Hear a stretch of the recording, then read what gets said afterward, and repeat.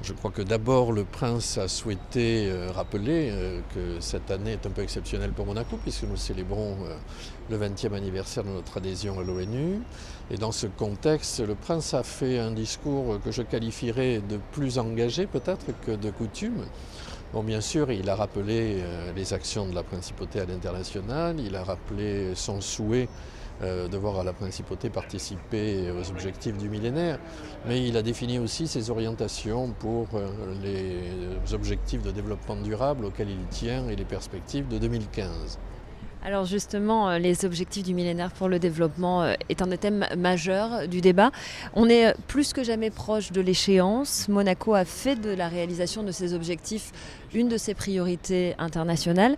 Quels sont les efforts qui ont été accomplis ? Bien, quand on fait le bilan, on s'aperçoit que les objectifs en matière de lutte contre la pauvreté tels qu'ils avaient été définis sont pratiquement atteints.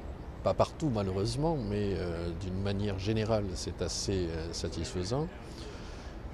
C'est certainement le point le plus fort.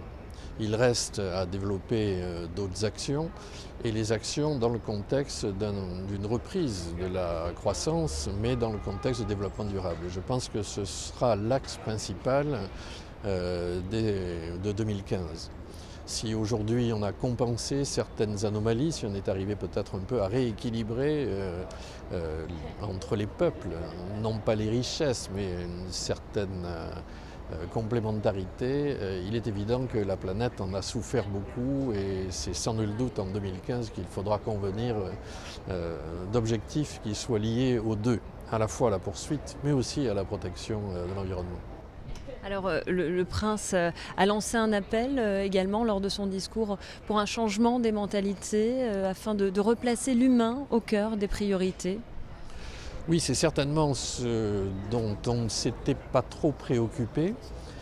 Je crois que l'initiative qu'il envisage de prendre au niveau des petits États insulaires est tout à fait exemplaire en ce domaine.